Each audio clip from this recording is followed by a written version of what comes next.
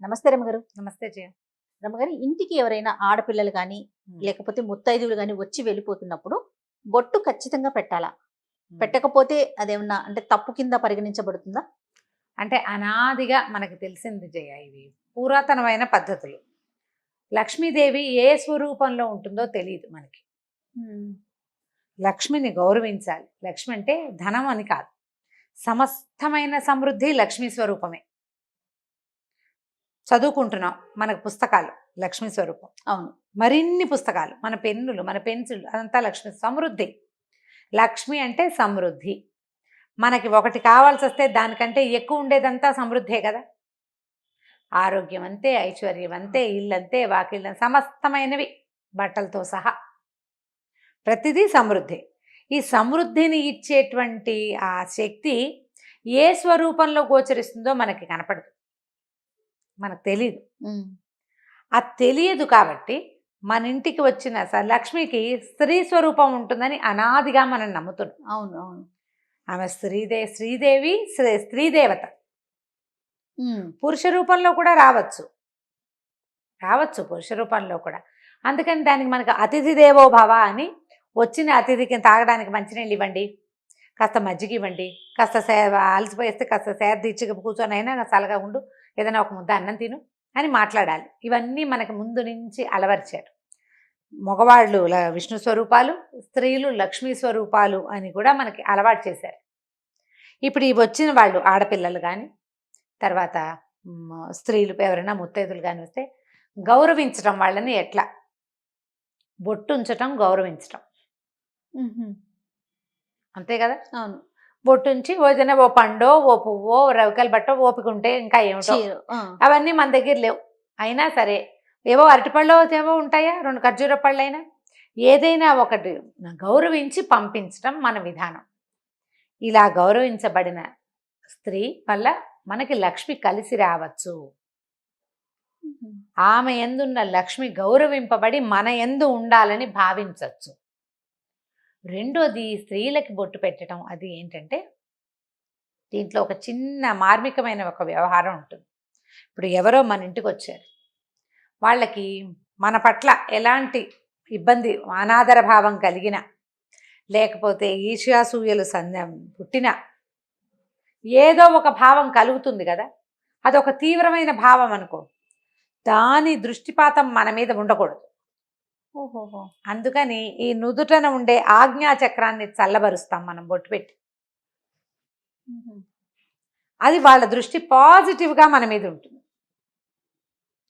అది పాజిటివ్గా మార్చటం ఒకటి గౌరవించటం అయితే, రెండోది వాళ్ళ యొక్క ఉద్దేశాలలో మన మీద ఎటువంటి ఆగ్రహమో, ఆవేశమో, కష్టమో, నిష్ఠూరమో, విసుగుదలో, ఏదైనా అయిష్టమో, లేకపోతే ఒక ఈర్ష్యో, ఒక తీవ్రమైన భావం కలిగితే ఆ తీవ్ర భావాన్ని చల్లబరచటం.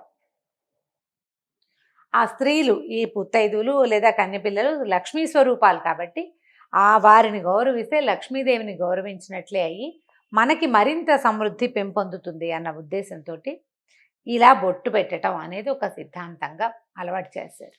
అది పెళ్ళైన స్త్రీకైనా పెళ్లి కాకపోయినా కూడా అంతే కదా గారు. పెళ్ళైన స్త్రీ ఖచ్చితంగా పెట్టాలి. వాళ్ళతో పాటు ఆవిడ చేతిలో చంటి పిల్ల, ఏడాది పిల్ల, బుడ్డదానికి కూడా బొట్టు పెట్టాలి. ఆడపిల్లకి బొట్టు పెట్టాలి తప్పకుండా. ముత్తైదు పూర్తిగా గౌరీ స్వరూపం, బాలగౌరి చిన్నపిల్ల అయితే. ఇది ఒక సంప్రదాయం, ఇది మన సంప్రదాయం, ఇది మన ఆచారం, ఇది ఒక మర్యాద.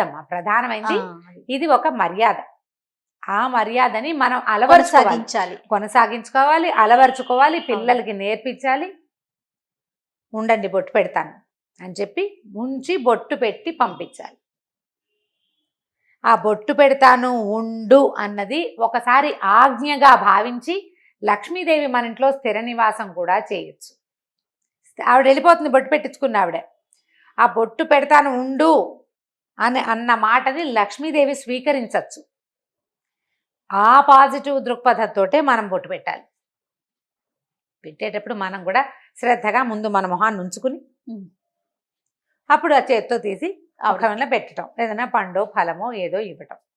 కుంకుమ పడిపోకుండా కాస్త జాగ్రత్తగా పెట్టడం. ఈ కుంకుమ అనేది మంగళ ద్రవ్యం, చాలా జాగ్రత్తగా ఉంచుకోవాల్సిన ఆ పద్ధతి. ఇవన్నీ కూడా మనకు ముందు నుంచి అలవర్చారు చూడు.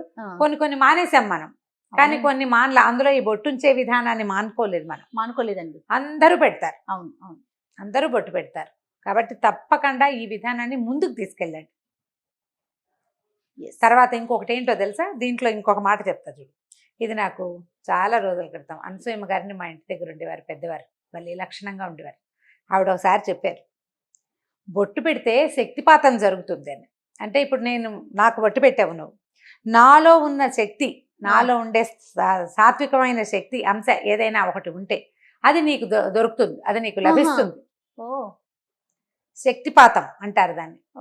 కొంతమంది మహానుభావులు, చాలా పెద్దవాళ్ళు, స్త్రీలు, చాలా పెద్ద ముత్తైదువులు వాళ్ళు వస్తే వాళ్ళ యొక్క ఐదవతనము, వాళ్ళ యొక్క ఐశ్వర్యము, ఎక్కువ సంతానాభివృద్ధి ఉండటము, వంశాభివృద్ధి జరిగే లక్షణము, భగవంతుని యందు ఆకర్షితులయ్యే పద్ధతో, ఇతరుల పట్ల ప్రేమగా ఉండే ఒక మనస్తత్వం, ఒక సాత్వికమైన శక్తి మనకి లభిస్తుంది.